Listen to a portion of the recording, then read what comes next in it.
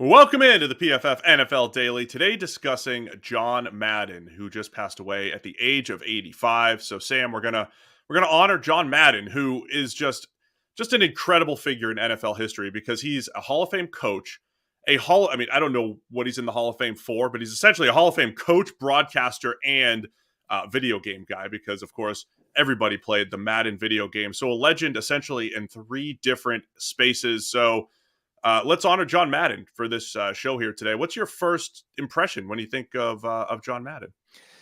Yeah, I mean, so sad that the guy's died, but you said it there. Like I mean, when we went and did those old podcast episodes, right? Last year, the history ones, the Randy Moss episode, the Montana Young thing, so much of my kind of research and the production of that was going through these old games to pull snippets of commentary and all those kinds of things. And most of them were John Madden games, and just hearing him in the booth again was nice. Like it felt good. You felt happy. Like his voice to me is the voice of football. And I think I'm in that, zone where he was the prime guy, the prime color guy during that period. So to me and to our generation, I think that's what he is most first and foremost, right? He is the voice of football. But then there's an older generation to whom he's one of the greatest coaches of all time, right? Like he was a head coach at 32 years of age in the 1970s, has one of the best win percentages of all time. Went to five consecutive, I think, AFC championship games. And, the Patriots have made that kind of normal, but this was back when you could stockpile talent. And when you look at some of the teams that were around while he was doing that, right? Like he was competing at the same time as the Steel Curtain Pittsburgh Right.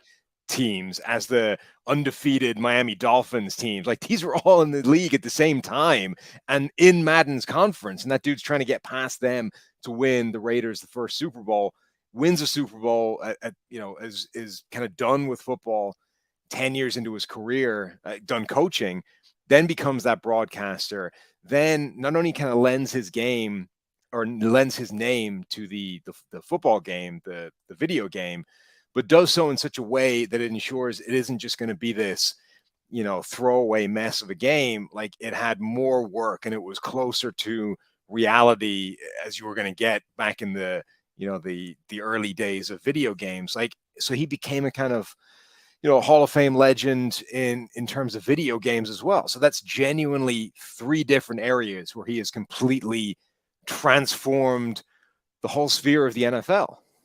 It reminds me a little bit of people, depending on how old you are, people think George Foreman is like the guy who made the grill. The Like there are grill some guy. people, right? There's some people who just think he's the grill guy, not like, the heavyweight boxing champion of the world. Depending on how old you are, you might only know John Madden as the video game guy. Our generation, as you mentioned, I mean, he was the voice of the 4 o'clock game, right? Before he became the voice of Sunday Night Football. But like that 4 o'clock game with him and Pat Summerall, always the NFC games, the quintessential 90s, 49ers and Cowboys and Brett Favre, the Packers matchups. But I think Madden also, the other thing, like from like a big picture standpoint, over the last 20 or 30 years, football's taken over baseball as the premier sport, right, in America. And John Madden's one of those voices that kind of like brought that along, right? I mean, you tune into a game and he was educational, he was entertaining. You get the boom, the great voice and delivery that he had, and even just like the old NFL films where he was breaking down the 5-man sled. I don't know if you ever saw that one. Like, this is a 5-man sled. You got five guys, and you gotta, they're all gonna hit at the same time, and it's a great sound. I mean, he just took basic football concepts and made them very entertaining and fun to listen to and everything. So, um, our generation knowing him as an announcer, and then from a video game perspective, football video games back then, like they had Joe Montana football, and they had all these Right. different games that lasted a year or lasted 2 years. I think 1993 was the first Madden. For me personally, Madden 95 was the first game. I've been hooked ever since. Right? I mean, that was the game, and it became the premier NFL game at a time when there was a lot of different games, floating in and out. But like you said, Madden's fingerprints being on that and saying, "Let's make this thing good," and it's still, incredibly good today. And it almost didn't get made because he was such a pain in the ass about it. Like he was saying, no, look, we're not doing this unless we can have a full 11 on 11 game. We're not doing this unless it's, done properly. And the game was in development for years. It was in development for like twice as long as an average game is usually in development, all because Madden was like such a stickler and a pain in the ass for this game being as realistic as it could be, in the early 1990s. So the fact that that game had staying power, I think, is probably down to John Madden, and it deserves to have his name on it, in perpetuity.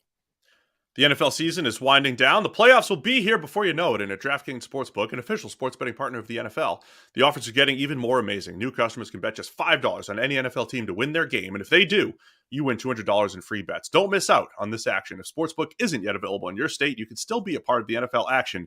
Everyone can play for huge cash prizes with DraftKings daily fantasy football contests. DraftKings giving all new customers a free shot at millions of dollars in total prizes with their first deposit. So download the DraftKings Sportsbook app now. Use promo code PFF. Bet just $5 on any NFL team and win $200 in free bets if they're victorious. It's promo code PFF this week at DraftKings Sportsbook, an official sports betting partner of the NFL. Must be 21 or older. New Jersey, Indiana, Pennsylvania only. New customers only. Minimum $5 deposit. $1 wager required. One per customer. Restrictions apply. See DraftKings.com/sportsbook for details. Gambling problem? Call 1-800-GAMBLER. Sam, we know the Madden documentary just came out on Christmas as well. First time he had spoken really in a true interview sense in over 10 years. So it is crazy how you see that stuff happen sometimes where a guy's kind of honored and, unfortunate that he just passed away right after that. But it was great that the nation got to see the Madden documentary and kind of get that history. I feel like you could have a 10-hour series on everything that Madden has done for football, but the timing of his passing combined with the Christmas Day documentary, of course, was I don't know. It just hit at a time when people were talking about John Madden and his impact.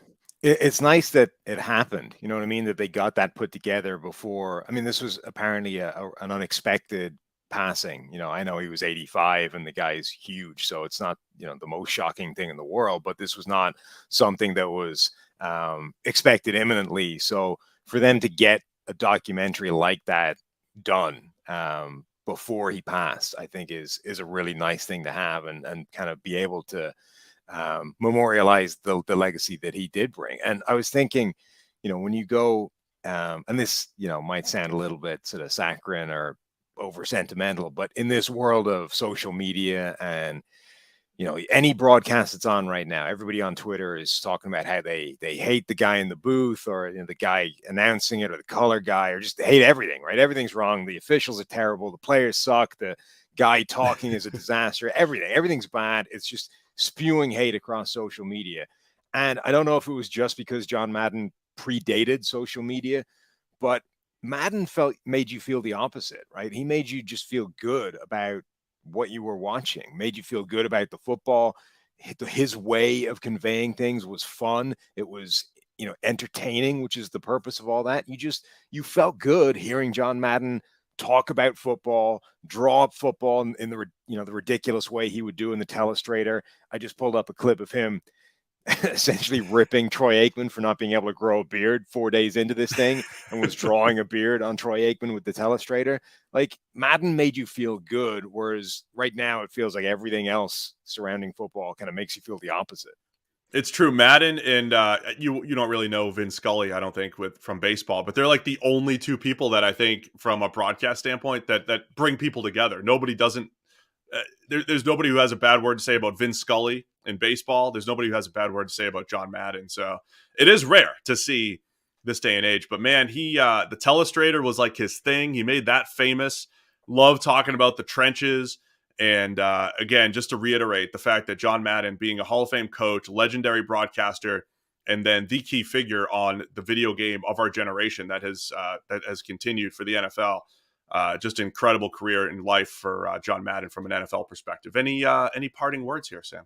Yeah, he's, there's that discussion going on about Tom Brady right now, right? That does Tom Brady have 3 separate Hall of Fame careers if you draw a line throughout his career in the right places? Madden legitimately had 3 Hall of Fame careers, Really did. And they weren't they weren't the same career that just lasted long enough to be three. They were three completely distinct careers. Like most people go through life trying to get really good at one thing and just be good enough for, recognition or whatever it is in your one area. Madden did it three separate times. He did it as a coach only after he got a knee injury and couldn't play for the Philadelphia Eagles. Did it as a coach, became a Hall of Fame coach, went and revolutionized broadcasting, became the most beloved broadcaster, went out there and then did it again as a video game, as the name attached to video games, and sort of created the Madden franchise. That guy belongs in the Hall of Fame for three completely distinct reasons. And that, I think, is absolutely unique in the NFL. Get him 3 busts. That's what we need. Yes. 3 busts and 3 gold jackets for John Madden. So for me personally, I spent incredible hours playing the Madden football game, and I've heard other people at our late 30s, early 40s age, Sam, say that helped me love football. I have to say the Madden football game did help me love football. So I want to hear everybody's stories. What do you remember about John Madden? Dead at the age of 85, but an incredible legacy that John Madden has left. It's a PFF NFL Daily.